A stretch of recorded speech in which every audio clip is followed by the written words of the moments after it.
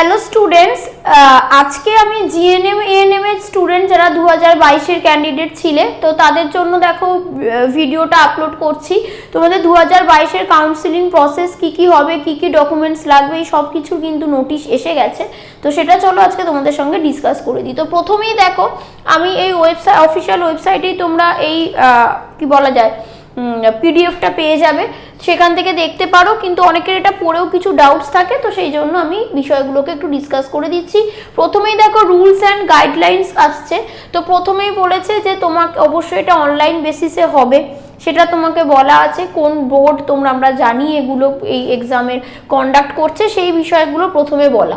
Important যে portion আসছে, যে তাহলে প্রথমে বললো তোমাকে যে কি মানে কি বলা যেতে পারে স্টেপগুলো কি হবে। তাহলে প্রথমে অনলাইন বেসিসে যে কাউন্সেলিংটা হবে সেটা বলে দিয়েছে, এবং এখানে স্টেপ কি আছে দেখো, বলছে যে অ্যালটমেন্ট হবে, আপগ্রেডেশন হবে, আর মপ আপ রাউন্ড হবে। মানে প্রথমে তোমরা রেজিস্টার করে নেবে, তো রেজিস্ট্রেশন হয়ে গেল, দেন সিট অ্যালটমেন্ট পাবে, তারপরে আপগ্রেডেশন হবে এবং মপ আপ রাউন্ড হবে। সেগুলো পরপর দেখো এখানে বলা হয়েছে যে রেজিস্ট্রেশনটা হচ্ছে ফার্স্ট রাউন্ড, মানে রেজিস্ট্রেশন তোমাদেরকে করতে হবে, সেটা হলো ফার্স্ট রাউন্ড।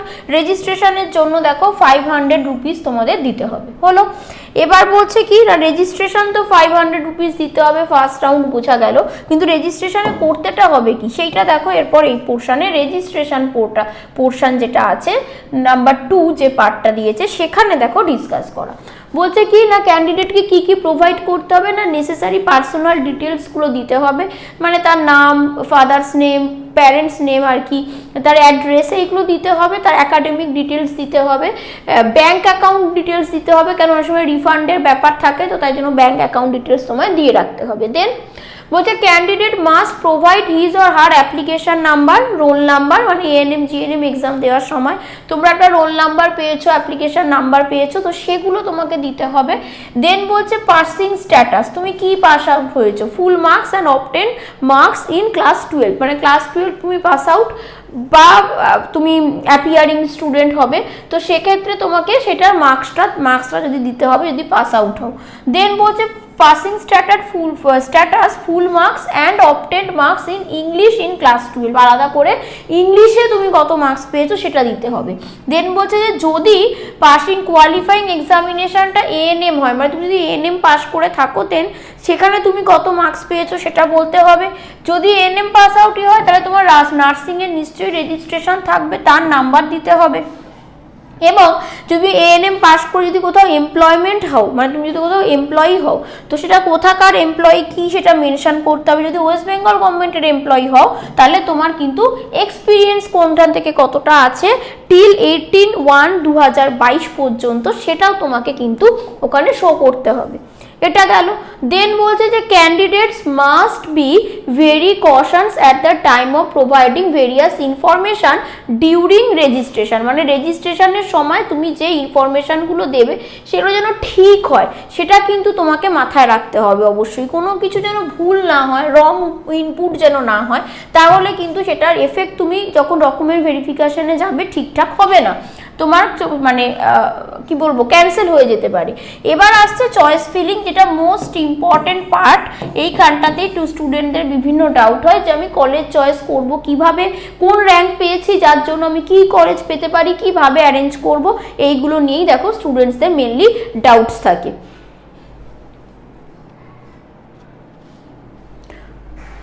সেটা দেখো কি বলছে, ডিউরিং রেজিস্ট্রেশন করলে রেজিস্ট্রেশনে তাহলে কি লাগলো, ফার্স্টে নাম্বার 1 তোমাকে রেজিস্ট্রেশন করতে হবে। রেজিস্ট্রেশনে তোমার একাডেমিক কোয়ালিফিকেশন আর পার্সোনাল ডিটেলসগুলো দিয়ে তোমাকে ফিস পেমেন্ট করতে হবে 500 রুপিস। যেই পেমেন্ট করবে দেন দেখো তোমাকে বলছে তোমার জন্য চয়েস পেয়ে যাবে, ইনস্টিটিউটসগুলো সব অ্যাভেলেবেল ইনস্টিটিউট, গভর্নমেন্ট, প্রাইভেট, কোনটায় কি কোর্স করানো হয় সবের লিস্ট কিন্তু আসবে, এবং সেই লিস্টের উপর বেস করে সেটা সিলেক্ট করার পর তোমাকে কিন্তু সেগুলোকে মানে ক্যান্ডিডেট উইল অ্যারেঞ্জ তার হিজ অর হার, মানে যেই হোক না কেন তার সিকোয়েন্স অনুযায়ী তার যেটা চয়েস আছে সেই অনুযায়ী চয়েস ফিল দেখো করতে হবে তার প্রায়োরিটির উপর বেস করে।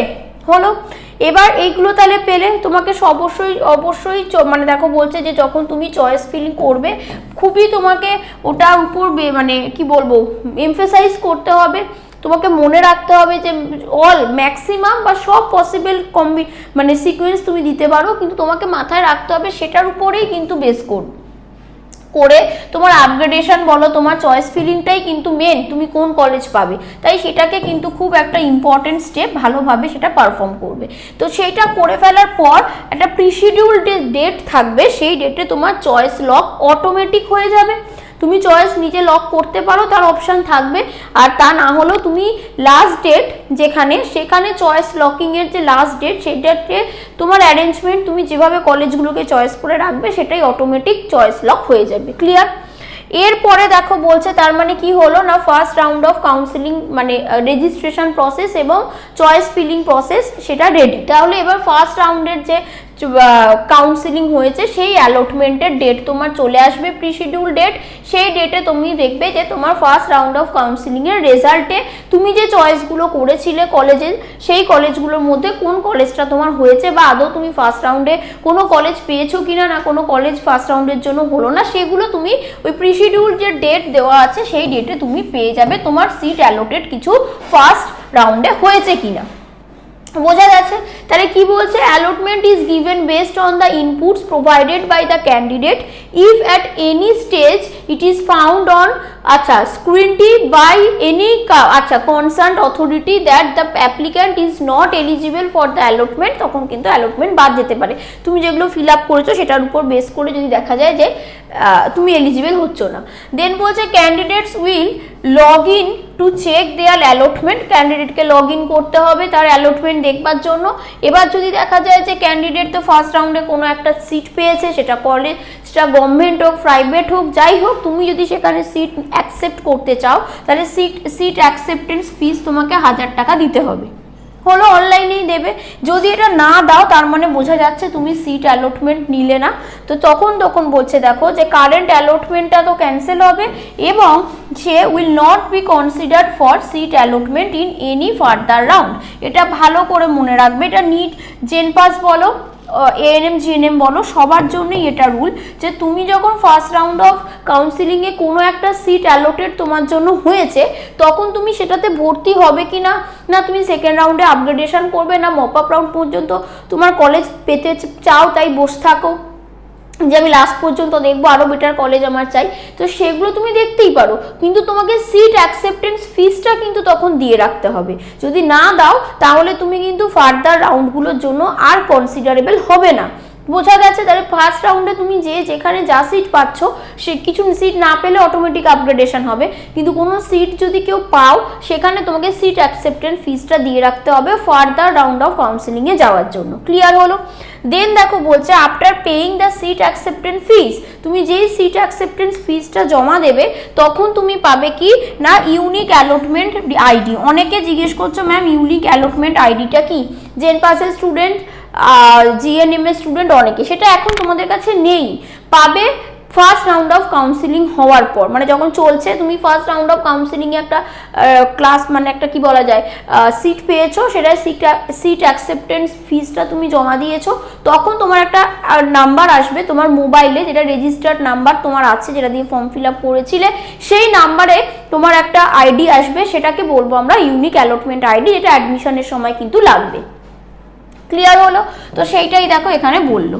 এরপর বলছে কি after downloading the allotment letter, তুমি অ্যালটমেন্ট যে হয়েছে তোমার অ্যালটমেন্ট লেটারটাকে ডাউনলোড করে নিতে হবে। দেন বলছে candidate must report to the allotted institute with the allotment letter and all the documents for the verification. তোমার যত ডকুমেন্টস আছে সব এবং ওই অ্যালটমেন্ট লেটার সব নিয়ে তোমাকে তুমি যে কলেজটার জন্য অ্যালোটেড হয়েছো সেখানে চলে যেতে হবে।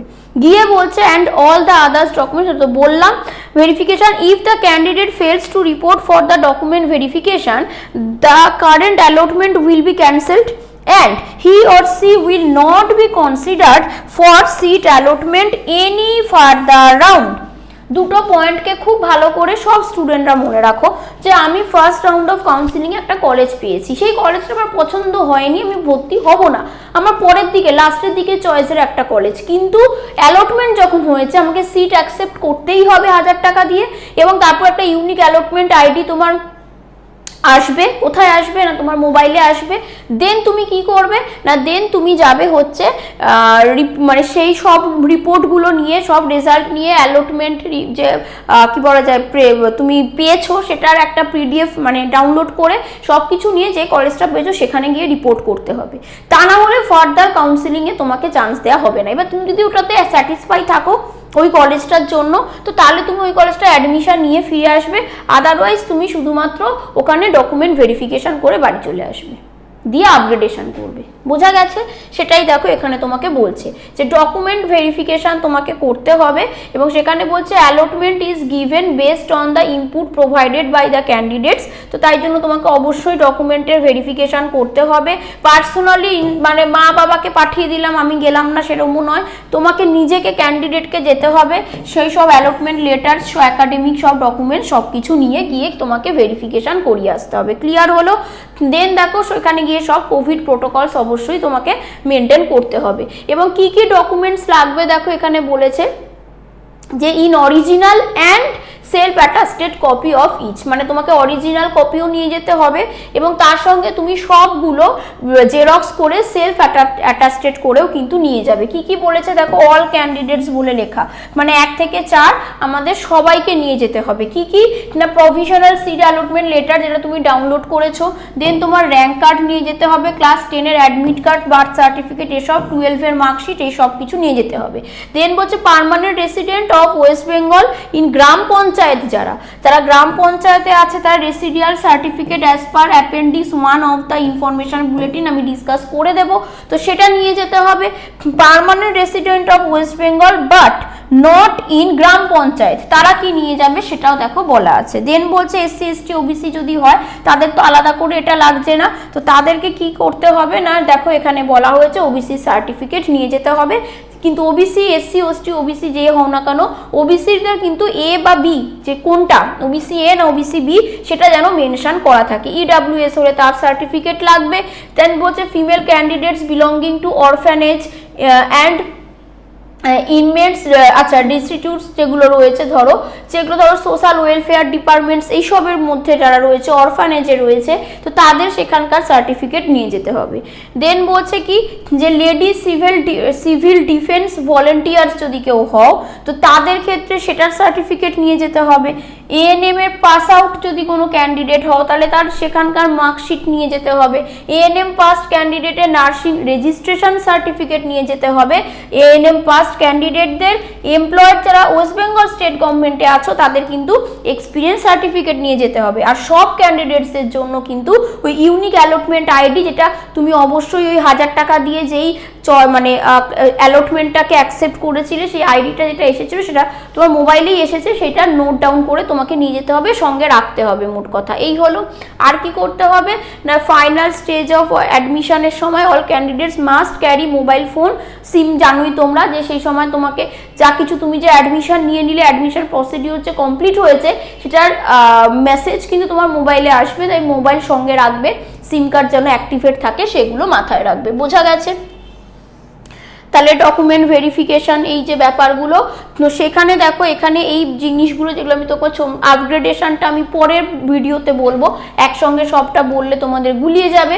তো সেক্ষেত্রে তাহলে আমার কি করণীয় না, document verification can have the following outcomes. কি না হতে পারে তোমার ডকুমেন্ট সব ঠিকঠাক আছে, ভেরিফিকেশন হয়ে গেছে, তুমি অ্যাডমিশন নিলে, যদি ডকুমেন্ট ভেরিফিকেশন ঠিকঠাক না হয়, কোনো কিছু ভুল থাকে, তাহলে কিন্তু তোমাকে সে সময় অ্যাডমিশন নিতে চাইলেও দেওয়া হবে না, তোমাকে নেক্সট রাউন্ড অফ কাউন্সিলিং এর জন্য যেতে বলবে। এইগুলোই দেখো থাকছে। তো তারপর দেখো বলছে if the candidate has been allotted a seat of his or her second or, আচ্ছা এখানে দেখো বলছে যে তুমি এরকম যদি ফার্স্ট র্যাঙ্কে যেটা পেয়েছো সেখানে যদি হয় এরকম কোনো কলেজ যেটা তোমার ফার্স্ট চয়েসে ছিল, সেখানে তুমি এবার গেছো, তো তাহলে তোমাকে অবশ্যই সেখানে কিন্তু অ্যাডমিশন নিয়ে নিতে হবে। মানে তুমি ফার্স্ট রাউন্ড অফ কাউন্সিলিংয়ে যদি ফার্স্ট তোমার যে চয়েসের কলেজটা ছিল সেটাই যদি পেয়ে থাকো, তাই ডকুমেন্ট ভেরিফিকেশন করতে গিয়েও তোমাকে অ্যাডমিশন নিতেই হবে, মাস্ট। কেন, তুমি ফার্স্ট চয়েসটা পেয়েছো, তুমি ভাবলে যে সে সময় আমার অ্যারেঞ্জমেন্ট করা ভুল হয়ে গেছে, তো তাই জন্য আমি চাইছি যে একবার মপ আপ রাউন্ডে তো যেহেতু আবার অ্যারেঞ্জ করতে দেবে, তো আমি আবার করে কলেজগুলোকে অ্যারেঞ্জ করব, এই কলেজটা নেবো না, আমার ভুল হয়েছে, মানে ভুল হয়ে গেছে কোনোভাবে চয়েস ফিলিংটা, কিন্তু তবু তোমাকে ফার্স্ট রাউন্ড অফ কাউন্সিলিংয়ে যদি তুমি ফার্স্ট টাইমের কলেজটাই পেয়ে যাও তাহলে কিন্তু সেটা তোমাকে অ্যাডমিশন নিয়ে নিতে হবে।